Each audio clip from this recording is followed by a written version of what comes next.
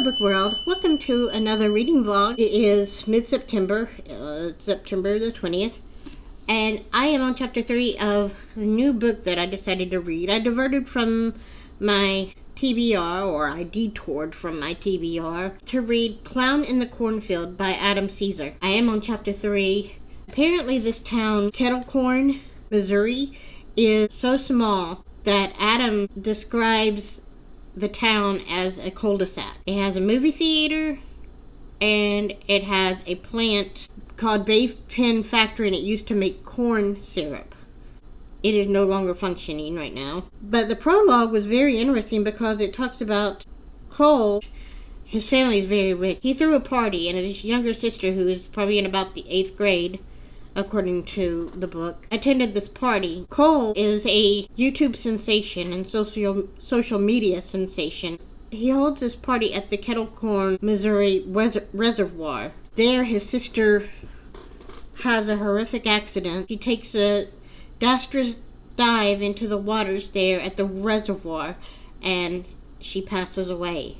So Cole is living with the idea that his sister is passed away because of him throwing this party with beer, and she decided she had to be YouTube famous, and she ended up falling to her death by taking a dive into these waters at the Kettle Corn reservoir.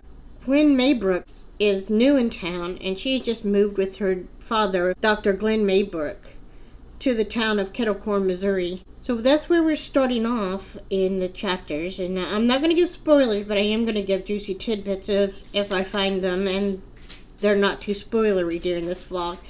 I will make sure to let you know my thoughts and feels without giving any spoilers away. This is a YA contemporary thriller, I guess, or horror. I'm not exactly sure where we would classify it. I know that Adam Caesar does have a YouTube channel, and he does talk about horror and all things horror. I'm going to see how much that influences the writing style. I'll check back in with you later. Someone has found a box to nap in. Isn't he cute? Oh my gosh. He is so adorable when he does stuff. He does the cutest things. He's just a kitten, aren't you, Bubba? Yeah, you're just a kitten, but you're a good boy. You're a good boy? Yes, sir. Oh, look at that, yawning.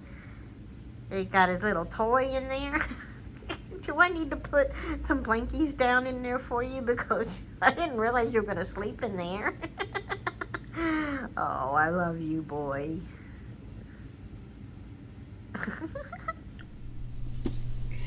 I am on chapter 6 of Clown in a Cornfield. And hello again, Book World. I wanted to let you know that it does deal with a lot of social and economic privilege, in the sense that there are children that come from money. So they have this sense of privilege, especially living in a small town. The science teacher, Mr. Vern, actually kicks some of the children that have economic privilege out of his classroom. And one of the individuals that's kicked out of his classroom is Quinn, and it's her first day. Quinn's dad is a doctor, and she's new in town. She didn't even know these young adults, so she's kicked out of the class as well, which is really sad. But Mr. Vern seems like a very odd character. He's not a teacher that I want to have teach my class, because he's very high-strung and has a lot of anxiety. And that's just on chapter 6. I'm not giving any spoilers away, I promise. There is a clown in the book called Friendo. This clown is on the factory that makes corn syrup that Cole Hill's father, Arthur Hill, actually owns. And it seems that this building is actually a landmark in the town because his great-grandfather, Cole's great-grandfather, actually built the building where they make the corn syrup. I thought that was very interesting. But that's where I'm at so far. I just wanted to check in with you and let you know how far I've gotten in the book. The cover is really cute. I do like the black and red on the cover. That gives sort of a eerie charm, I feel. There's a lot of teenage angst. And like I said, a lot of socio and economic privilege going on in the book. I'll let you know more of my thoughts.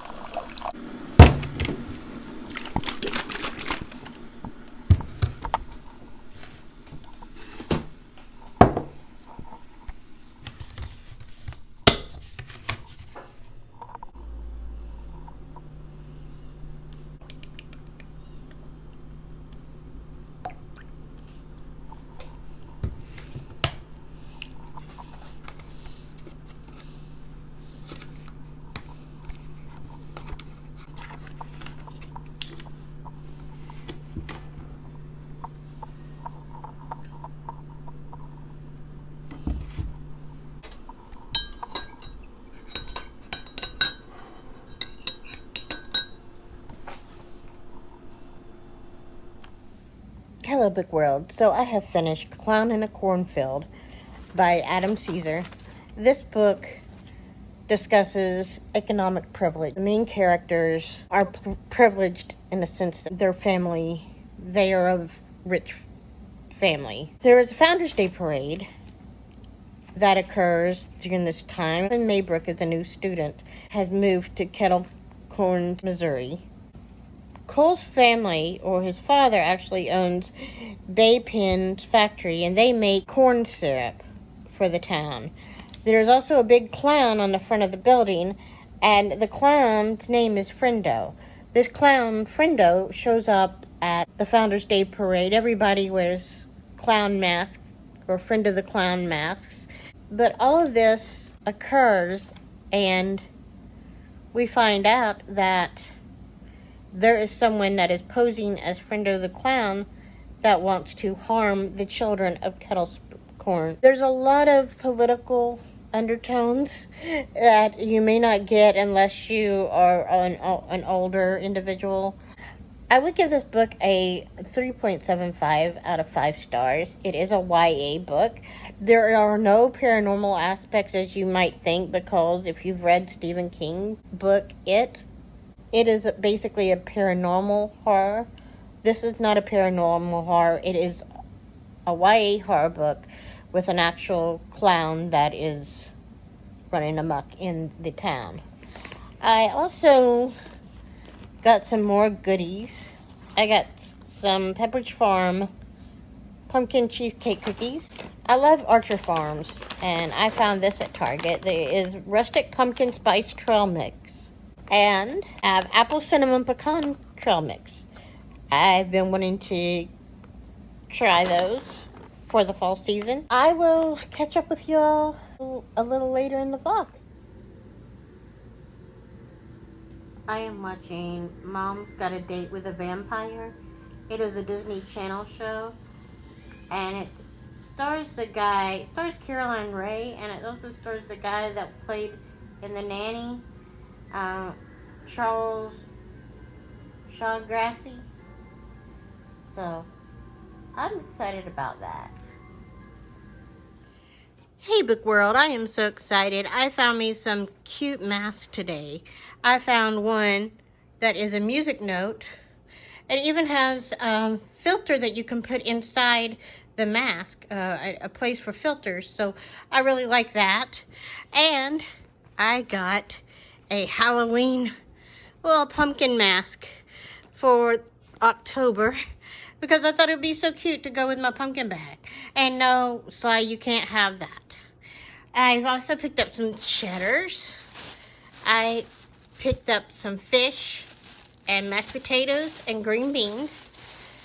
So that is what I'm going to do for dinner tonight. I hope you all are doing well and having a great, great day. Hello, Book World.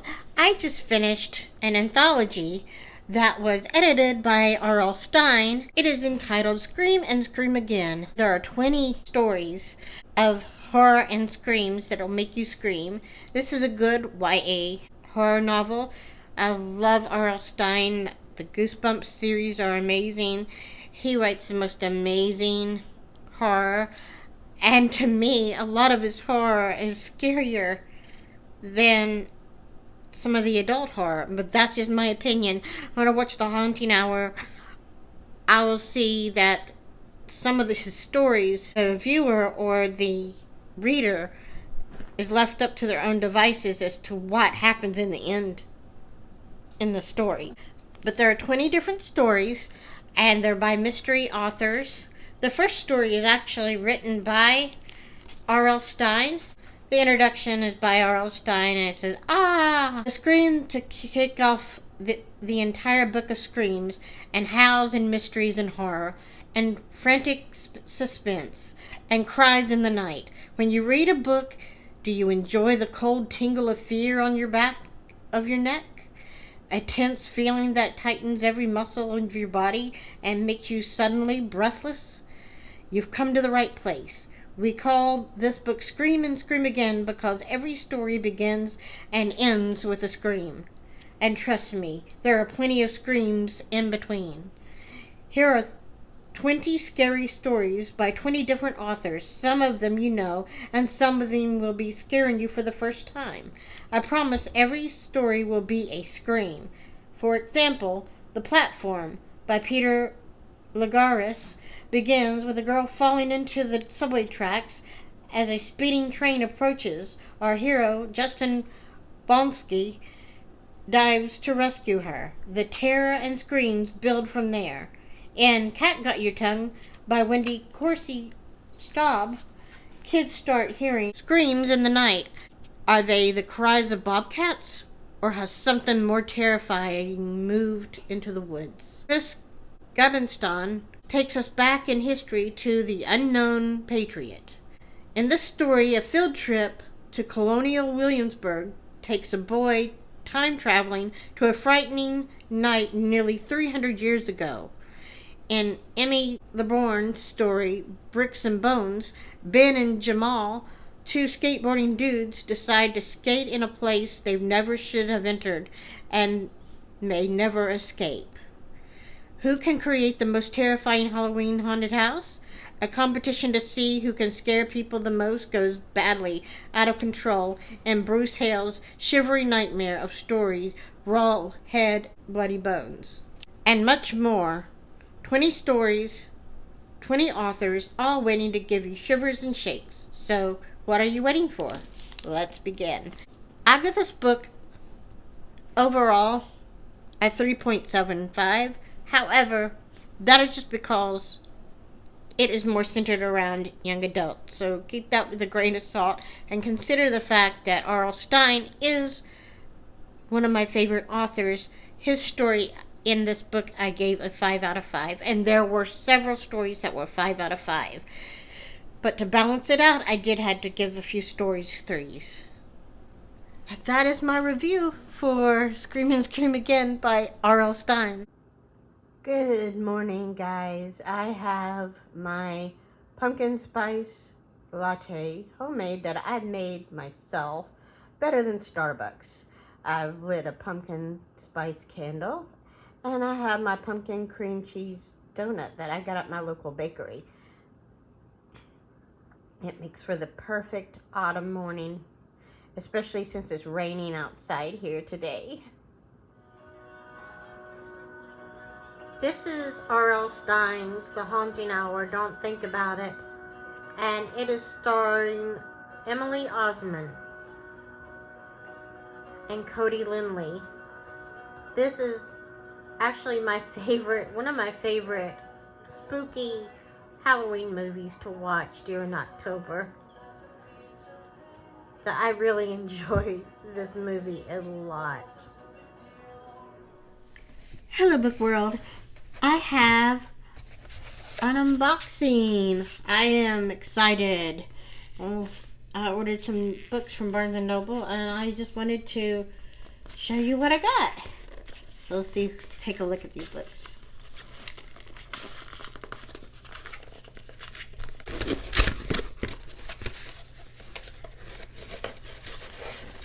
Ah, awesome. So this is Psycho. This is the book that the movie was based on. Psycho by Robert Bloch. I'm excited to read the book and see what the movie was actually based on. I know there'll be some differences in the book and the movie, and I'm curious to see what they'll be. So I cannot wait to dive into this book. We have 3 books. I can't wait to get into these books. The first is Halloween Fiend by C.V. Hunt. This is an adult horror book. It is very short, so it shouldn't take too long to finish. I have been advised that there is animal harm in this book, so if you are sensitive to that, you may not want to pick this book up. I'm going to check this book out. Like I said, it's not very long, so see what I think about that book. Then we have The Great Pumpkin Ride by Laura Hess, and Pumpkins in Paradise by Kathy Daly. That is what I bought from Barnes & Noble online. I am looking forward to these books, and I will let you know what I think about them in the future review. I am going to go ahead and close this vlog off, guys. Thank you for coming to my new channel. I know this is a little different. I love you guys, and I will see you in the next video. From now on, when I do booktube, it's going to be on Mel's Bookish World. I love you guys very much. I hope you have candy corn wishes and pumpkin spice dreams. And I'll see you soon.